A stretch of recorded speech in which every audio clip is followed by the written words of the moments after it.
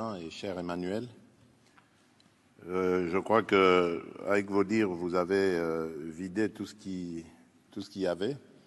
Je peux dire ici, en premier, d'abord, mes félicitations pour cette initiative qui, à mon sens, est une nouveauté. Ce n'est pas une conférence ou un forum qui va rester lettre morte. Comme vous l'avez entendu, le Président a fixé les assignations que nous nous sommes données et à partir de ce moment, nous allons nous mettre au travail pour cela. Nos objectifs, évidemment, c'est la vaccination du plus grand nombre en Afrique.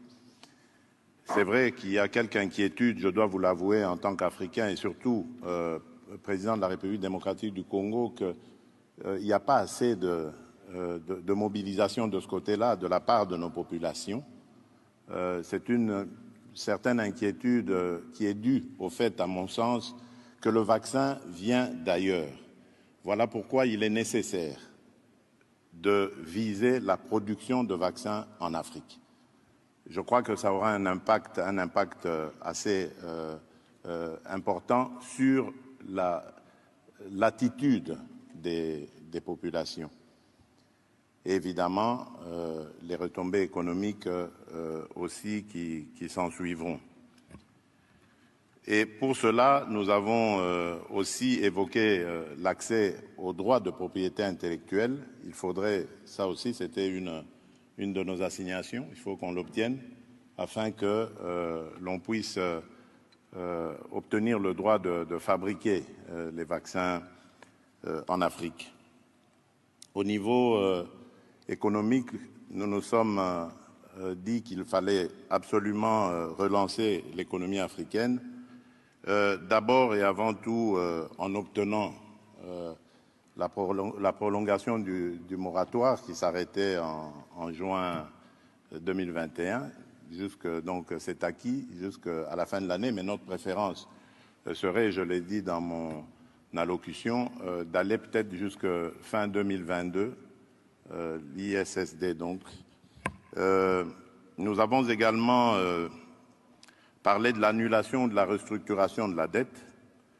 Cela dépendra évidemment, je comprends bien, de l'attitude des bailleurs. Et là, comme l'a dit le président Macron, je crois que nous avons réussi à mettre ensemble, grâce à cette conférence, donc les États-Unis, la Chine et l'Union européenne, qui sont tous d'accord à ce sujet, de regarder dans quel sens nous pourrons donc obtenir cela.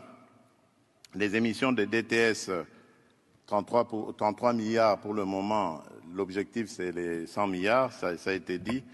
L'accès des pays africains au marché financier classique, ça aussi nous le demandons, nous le revendiquons grâce à des rehaussements de crédits. Nous voulons aussi, comme tous les autres pays, accéder à ces marchés. Enfin, de notre côté africain, nous aurons besoin de fournir des efforts aussi parce que, disons-le clairement, s'il y a ce traitement particulier réservé à l'Afrique, c'est parce qu'en Afrique aussi, nous émettons des signaux qui ne rassurent pas les bailleurs de fonds ou les investisseurs. Nous avons besoin d'améliorer la bonne gouvernance. Nous devons fournir beaucoup d'efforts dans les réformes. Nous devons absolument lutter contre les antivaleurs telles que la corruption, le blanchiment d'argent.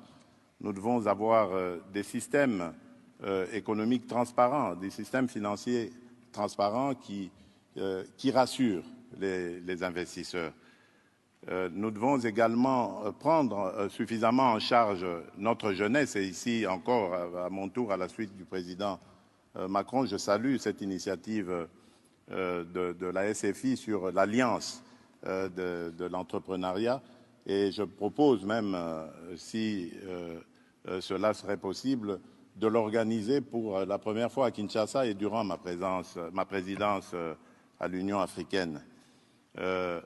cela nous aidera à promouvoir évidemment ces emplois, ces PME jeunes et emplois jeunes aussi par la même occasion. Nous devons assurer l'autonomisation de la femme, la promotion de la femme, faire de sorte que la femme puisse jouer davantage de rôles importants dans nos sociétés, dans nos systèmes, qu'ils soient politiques ou économiques. Et pour finir, je dirais, l'accent principal que nous avons mis, qui est revenu d'ailleurs sur toutes les lèvres, c'est au sujet de l'insécurité, du terrorisme qui a aujourd'hui son épicentre en Afrique et qui, si nous ne prenons garde, va ravager tous les espoirs qui sont aujourd'hui permis et toutes les initiatives que nous sommes en train de mettre en branle pour booster l'économie africaine post-Covid. Donc cela aussi a été un motif de réjouissance, de joie pour moi, de constater qu'il y a une demande aux institutions financières d'accroître les moyens de sécurité à accorder aux pays qui sont en proie à des problèmes d'insécurité. Donc voilà, en bref, ce qu'a été le contenu de nos travaux. Et je peux dire que, comme je l'ai dit au départ, cette fois-ci, je crois qu'il y a des assignations sérieuses, il y a du travail. Maintenant, notre objectif, c'est de continuer sur cette lancée. Nous avons des objectifs, le président Macron vous l'a dit, nous devons les atteindre et ce n'est que comme ça que l'Afrique rebondira.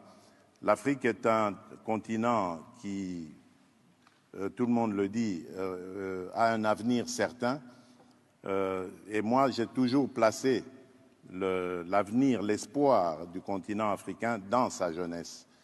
Demain, ça va devenir une force, mais cela dépendra évidemment de la manière dont nous, dirigeants africains, nous comporterons avec cette jeunesse. Nous devons bien l'encadrer, bien l'éduquer, bien la former, et je crois qu'elle sera pourvoyeuse de lendemains enchanteurs pour notre continent. Voilà. Cher Emmanuel, merci beaucoup. Encore une fois,